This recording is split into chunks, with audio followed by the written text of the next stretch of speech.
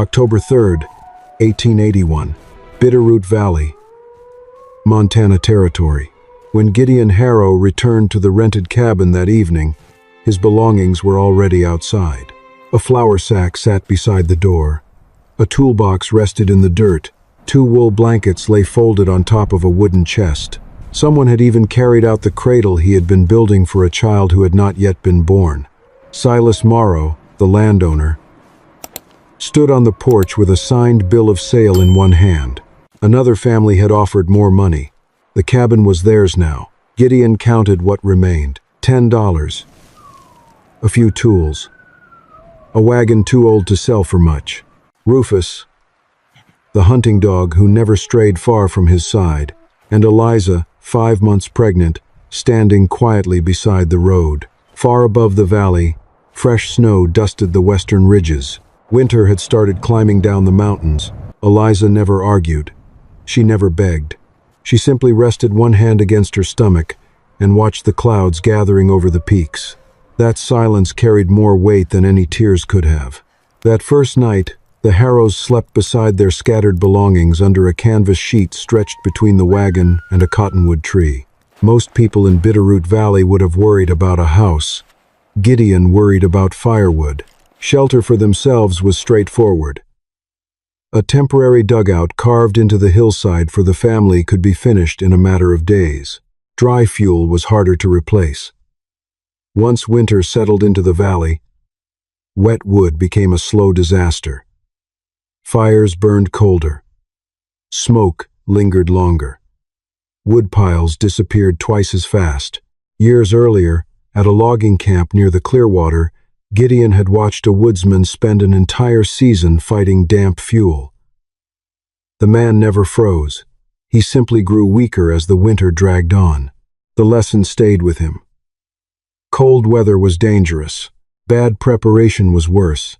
While Eliza slept beneath the canvas, Gideon sat beside the wagon and studied the dark hills, already thinking about how to keep 4 cords of firewood dry through an entire Montana winter. The next morning, Gideon followed Bitterroot Creek upstream with Rufus trotting ahead through frost-covered grass. He ignored the open ground where most settlers would have built. Snow gathered there. Spring floods reached there. Wind crossed it, without slowing. About half a mile from the wagon, a different shape caught his attention. A shallow rock alcove sat beneath a sandstone ledge. The slope faced southeast, catching morning sun while remaining sheltered from the strongest winter winds. More important, the overhanging stone above showed smooth scars where years of sliding snow had passed without stopping. Rufus paused near a narrow crack in the rock and sniffed the dry earth beneath it. Gideon crouched beside the dog and studied the terrain for several minutes. The hillside had already solved half the problem. He only needed to finish what nature had started. Work began before sunrise on the 3rd day. Cottonwood grew thick along several bends of Bitterroot Creek. Most settlers ignored the younger trees. They twisted too easily, warped too easily, and looked too weak to trust. Gideon saw something different. By noon, 15 saplings lay beside the rock alcove. Each measured roughly 15 to 16 feet long and little more than wrist thick. Their leaves had already turned yellow. Frost glittered along the bark.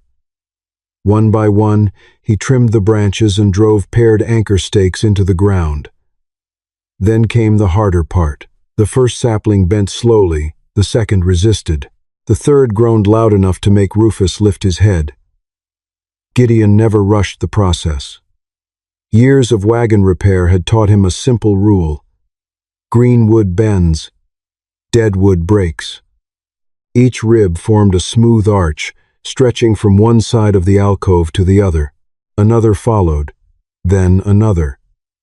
By late afternoon, the structure resembled the skeleton of a tunnel emerging from the hillside. Several travelers from town stopped along the creek road to watch. One man laughed. Another asked if Gideon planned to shelter rabbits inside it. A third predicted the first heavy snow would flatten the entire thing. The comments drifted across the cold air and disappeared. Gideon kept working. By sunset, 15 cottonwood ribs stood in a neat row. The arches held their shape without sagging. The curved frame seemed strangely natural against the stone, as if it had grown there instead of being built. For the first time since losing the cabin, something solid stood between his family and the winter that was coming. Word of the unusual structure spread faster than Gideon expected. 2 days later, Caleb Rusk arrived to see it for himself.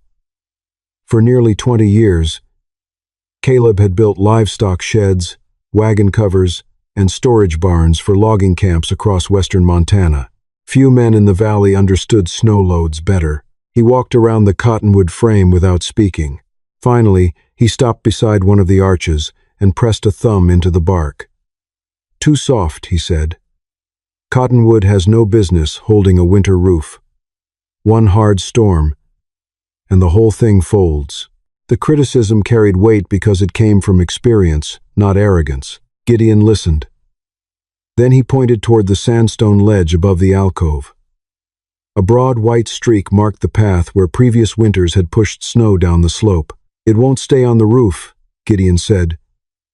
Caleb followed his finger. "The snow hits up there first. Once it starts moving, it'll slide over the structure and keep going." For a moment, neither man spoke. Caleb studied the hillside again. The explanation made sense. But whether it would actually work remained another question entirely. Winter would decide that soon enough. The cottonwood ribs provided the skeleton. The next step would determine whether the structure became a shelter or remained a curiosity beside the creek. Gideon spent the following days gathering long chokecherry switches and young willow shoots from the creek bottom. Some were no thicker than a finger. Others stretched nearly 8 feet in length. Working from ground level upward, he wove them through the arches one piece at a time. The pattern was simple: over one rib, behind the next, then forward again. As the lattice tightened, the gaps between the arches slowly disappeared. Eliza worked nearby with a small knife resting across her lap. She cut willow bindings and sorted bundles by length while sitting on a folded blanket. Every hour or so, she paused to rest and pressed a hand against her stomach before returning to the task. Neither of them mentioned the baby. Neither of them talked about winter. Those concerns appeared in other ways. Gideon checked the weather whenever clouds formed over the western ridges. Eliza counted remaining food supplies more often than necessary. At night, both listened for changes in the wind. The woven walls continued to grow. By the end of the week, the structure no longer looked like a collection of bent trees. Curved lines flowed from the ground to the roof in a single shape.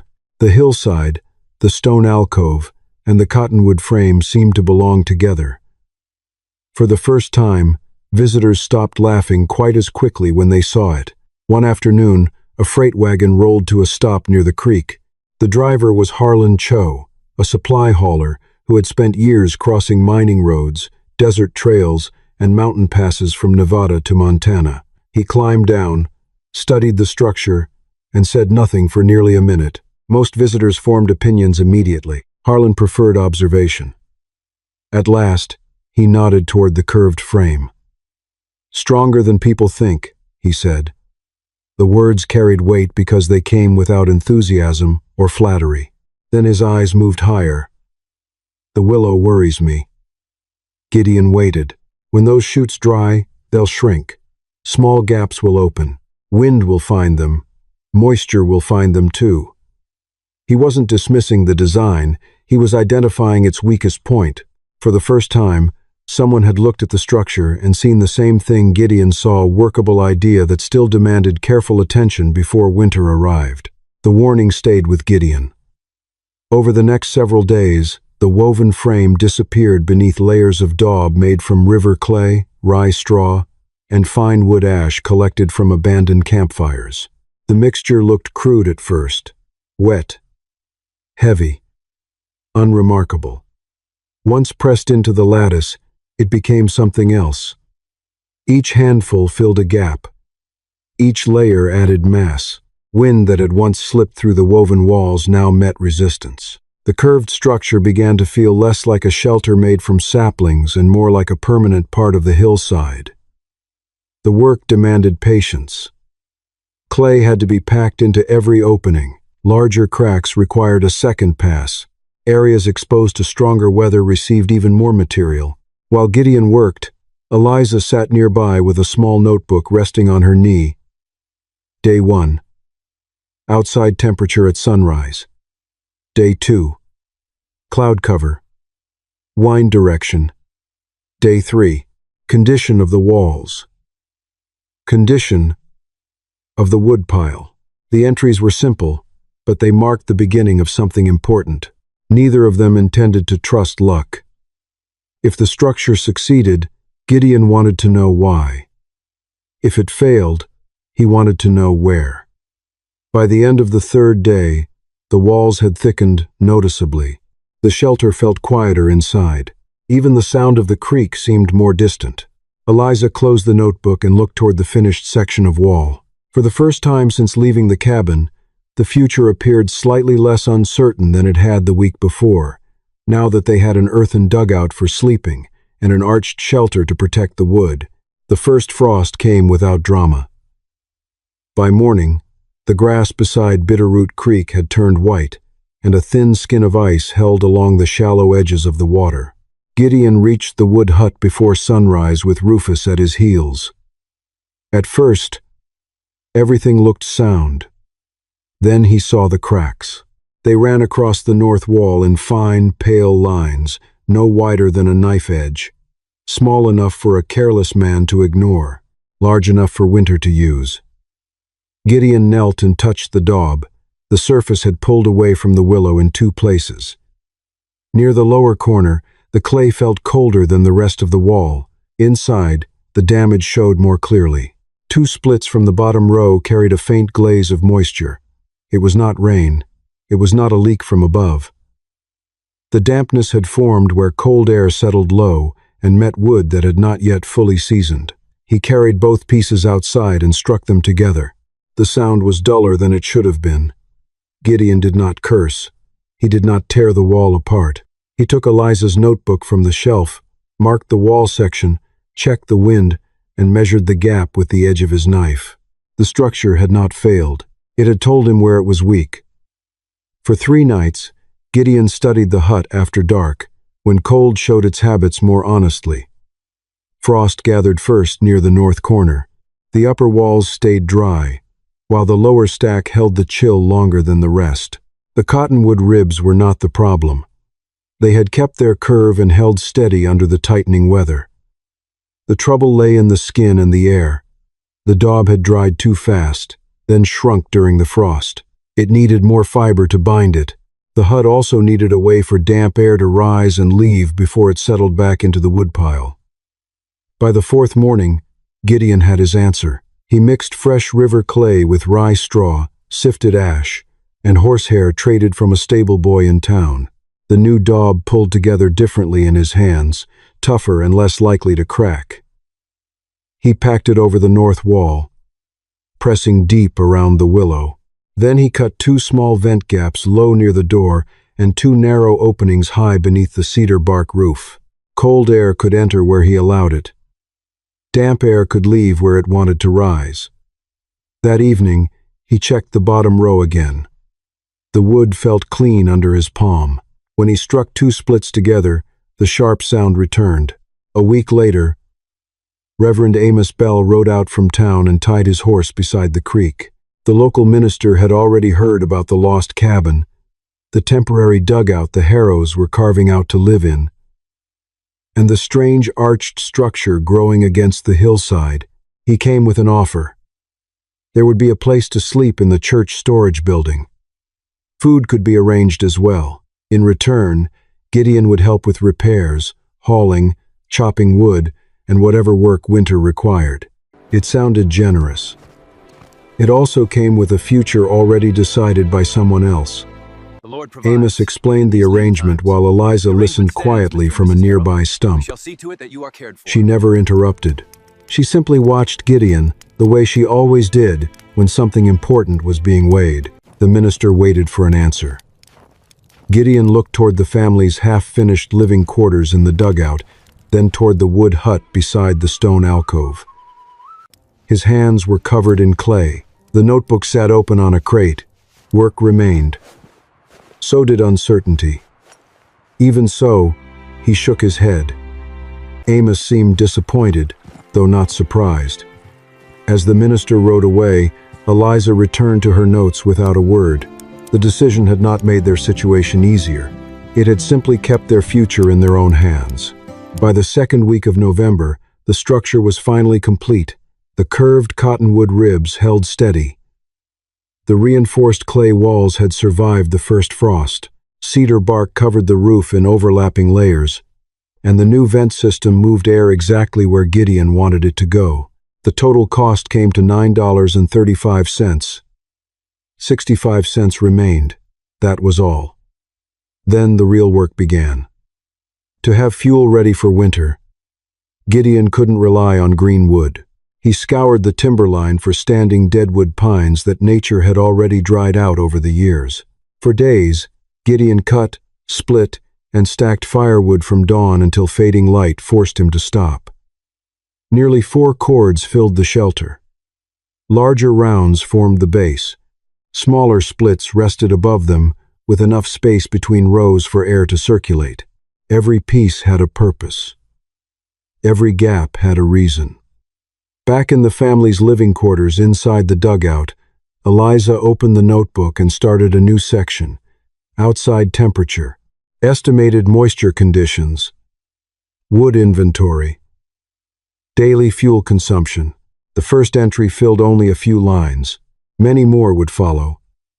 When she closed the notebook that evening, the valley had already grown quieter. Snow sat higher on the western peaks than it had a week earlier. The shelter stood ready.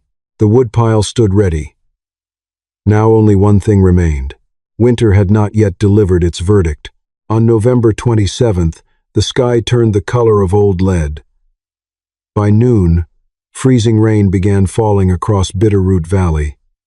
The storm arrived quietly at first. A few drops struck the wagon, then a few more. Before evening, every fence rail carried a thin coat of ice. Tree branches sagged under the growing weight. Somewhere across the valley, a sharp crack echoed through the timber as a cottonwood limb finally gave way. The rain continued through the night, and through the next day, water froze wherever it landed. Roofs creaked, barn doors stuck shut. The storm showed no interest in stopping. Gideon made no attempt to interfere with it. Every few hours, he walked to the wood shelter, opened the door, and selected a different split from a different section of the stack. A knife blade tested the surface. His hands checked for dampness. 2 pieces were struck together, and he listened carefully to the sound. Meanwhile, inside the dugout, Eliza quietly tracked the tightening weather. 34 degrees, 31 degrees, 29 degrees. The numbers moved steadily downward. Outside, freezing rain drummed against cedar bark and stone. Inside, rows of firewood waited in silence. Nature had finally begun its first examination, and neither Gideon nor Eliza intended to miss a single detail of the result. 48 hours after it began, the freezing rain finally moved east. The valley emerged beneath a shell of ice. Fence posts glittered in the pale morning light. Broken branches littered the ground. Every step across the frozen grass produced a sharp crunch. Gideon headed straight for the wood shelter. The door opened. He paused for a moment. The packed earth floor was dry. No puddles, no mud, no dark stains along the walls. The air carried the familiar scent of seasoned wood and clay, nothing else. Still, he refused to trust first impressions. A split came from the bottom row near the north wall, another from the center, another from the upper stack, then 3 more from different locations and different heights. Each piece received the same inspection: knife blade, palm, sound. The results never changed. The wood from the center of the pile felt exactly as it had before the storm arrived. No hidden dampness appeared beneath the surface. No cold moisture lingered in the grain. Outside, countless gallons of water had fallen from the sky. Very little of it had found a way inside. Back at the dugout, Eliza listened as Gideon described each test. Beneath the weather records, she carefully finalized a single conclusion: no moisture detected. The statement occupied only 3 words. After 2 weeks of work, measurements, repairs, and uncertainty, those 3 words carried more weight than an entire page. 3 days after the storm ended, Caleb Rusk returned. This time he carried no predictions. He walked directly to the shelter, examined the roof, checked the walls, and even knelt beside the lower wood rows where moisture usually appeared first. The inspection lasted several minutes. When he finally stepped back, the expression on his face revealed the part he liked least. The structure had worked. "How much did you spend?" he asked. $9.35. Caleb stared at the shelter. The year before, he had spent $52 building a conventional woodshed for his own property. For a long moment, only the sound of Bitterroot Creek filled the silence. Then he shook his head. That cottonwood frame shouldn't be working. Gideon glanced toward the hillside. It isn't working alone.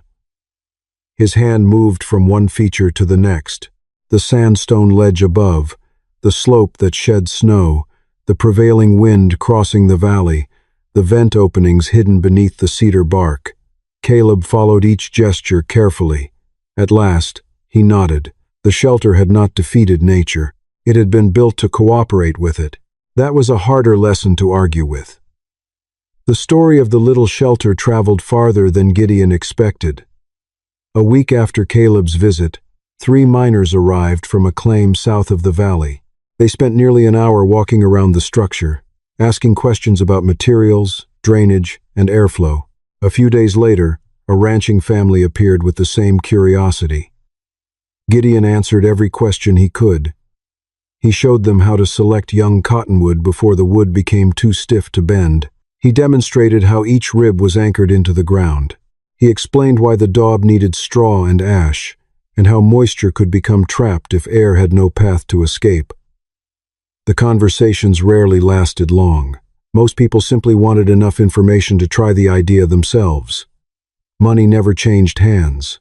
Instead, small trades began appearing beside the dugout: a sack of potatoes, several pounds of oats, a bundle of dried venison wrapped in cloth. One rancher left a bale of hay after noticing Rufus sleeping beside the woodpile. As November deepened, Eliza found herself rearranging shelves to make room for supplies. The food stores grew little by little, almost without notice. Nothing about their circumstances had become easy. Winter still waited beyond the mountains. Yet for the first time since losing the cabin, the season no longer looked like an unavoidable sentence. It looked like something that might be endured. December 18th arrived beneath a falling barometer. The change appeared before the storm itself. Rufus paced outside the dugout entrance. He refused to settle. Several times he stopped, lifted his nose toward the western ridges, and stared into the distance. By afternoon, snow began drifting across the valley. By evening, the wind arrived. Overnight, the landscape vanished. Trails disappeared first. Fence lines followed. Then entire hillsides dissolved into a wall of moving white. The blizzard tightened its grip and refused to leave. Day 2, Day 3, Day 4. Snow hammered the valley from different directions as gusts rolled through the passes. Barn doors froze shut. More than one traditional woodshed lost roofing boards. Heavy drifts piled against vertical walls. Moisture found its way into poorly ventilated stacks.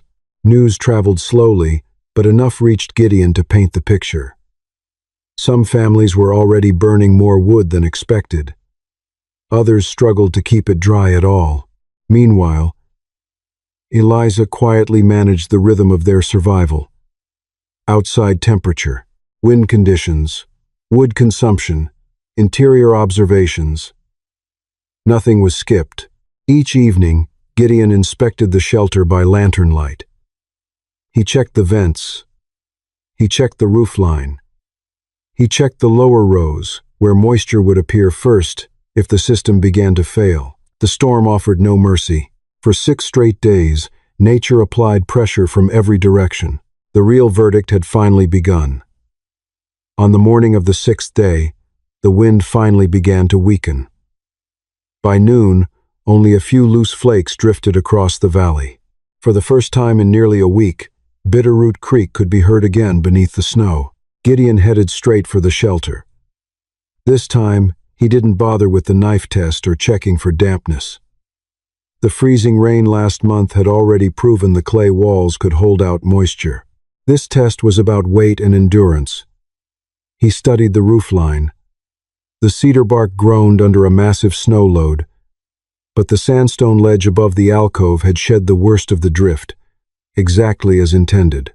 The 15 cottonwood ribs maintained their perfect curve. No fractures. No splintered wood. Stepping inside, his eyes went straight to the inventory, the gap where they had been pulling firewood to fight off the extreme cold for 6 days and nights. The gap was noticeably smaller than he had feared.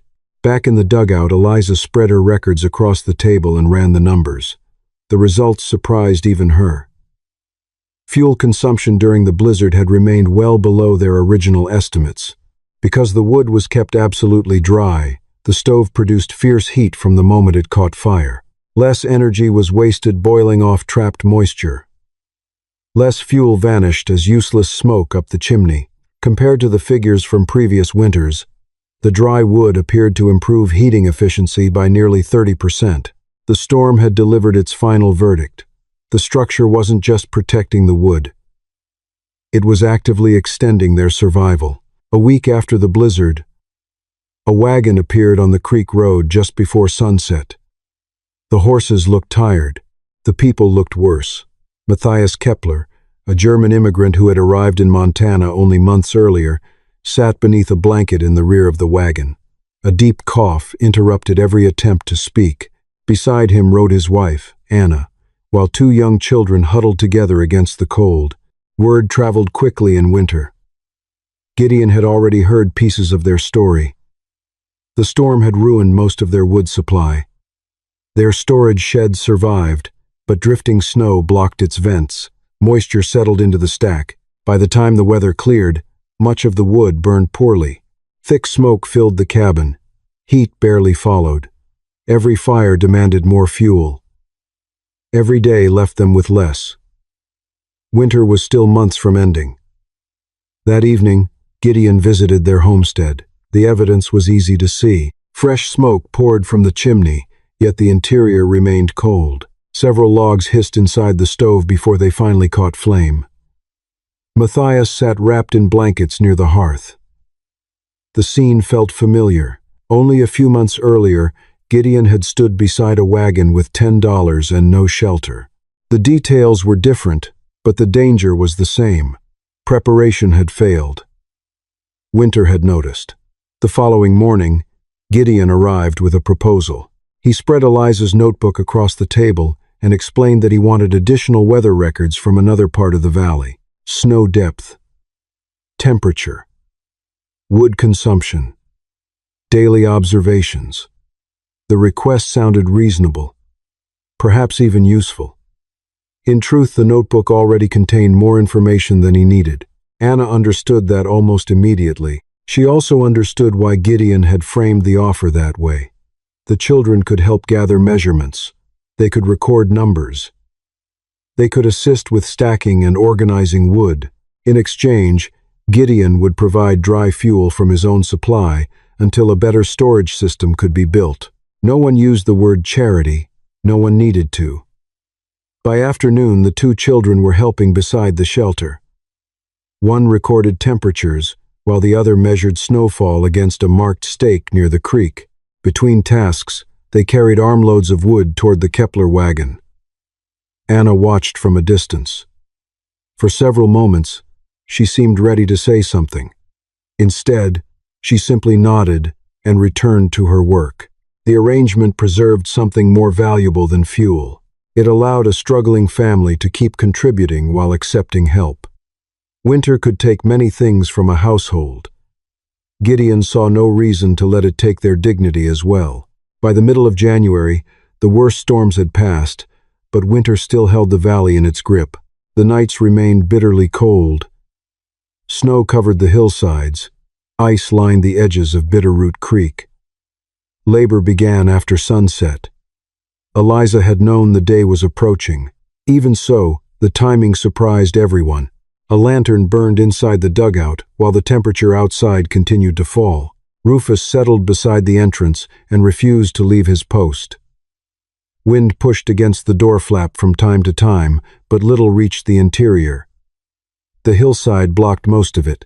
The stove, fueled by dry wood from the shelter, carried the rest away. Hours passed. Then, sometime before dawn, a healthy baby boy entered the world. The earthen dugout grew quiet again.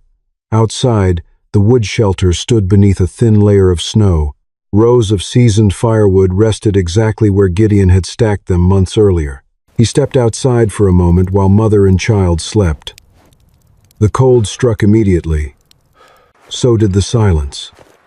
Across the valley, smoke rose from scattered chimneys into the pale winter sky. Gideon looked toward the shelter and remained there for several seconds. The dry wood, the notebook, the repairs after the frost, the measurements taken during the blizzard. Every decision had led to this morning. A child slept safely inside the earthen dugout. The shelter had begun as a way to protect firewood. Now it stood as part of something much larger. It had helped protect a future. Spring arrived slowly in Bitterroot Valley. Snow retreated from the lower hills first. The creek swelled with meltwater. Mud returned to the wagon roads. Along the valley floor, new curved shelters began appearing beside cabins, barns, and dugouts. One stood behind a ranch house. Another appeared near a mining camp. Then another, and another. Before long, people had started calling them Harrow Arches. Gideon disliked the name. Whenever someone used it, he usually shook his head and pointed toward the nearest structure. Just cottonwood and clay. That was all he ever claimed. The explanation never satisfied anyone. Most people understood the truth already. The design had spread because it worked. What began beside a sandstone ledge with $10 and a winter deadline had become common knowledge throughout the valley. 10 years later, Bitterroot Valley looked very different. Gideon owned land of his own. A small repair shop stood near the creek road where he once searched for cottonwood saplings. The business repaired wagon wheels, farm equipment, and whatever else local families brought through the door. The Harrow household had grown as well. The baby born during that hard winter was now old enough to help split wood. More than 30 families had built some variation of the shelter after learning the method from Gideon or from someone he had taught. Success arrived gradually. The way most real things. Yet among all the improvements accumulated over the years, one object remained especially important. Eliza's first notebook. The cover had faded. The corners had worn smooth. Inside remained the original entries. Temperatures, measurements, observations. Proof. Whenever questions arose, Gideon trusted those pages more than memory. They recorded exactly what winter had done and exactly how the shelter had answered. Some stories end with wealth. Others end with recognition. This one ends with observation. Many people facing the same circumstances would have searched for a bigger cabin, a larger stove, or more supplies. Gideon looked at the problem from another direction. He paid attention to where snow moved. He studied how wind crossed a hillside. He noticed what moisture could do to a woodpile long before freezing temperatures became the real danger. Those details changed everything. Nature never offered guarantees. It never adjusted its standards. Winter arrived whether people were ready or not. Yet the land always revealed clues to anyone willing to watch carefully enough. The cottonwood ribs, the clay walls, the notebook, and the dry wood were never the true lesson. They were simply evidence. The real victory belonged to a principle older than any settlement in Montana. The frontier rewarded those who learned how the world actually worked and built accordingly.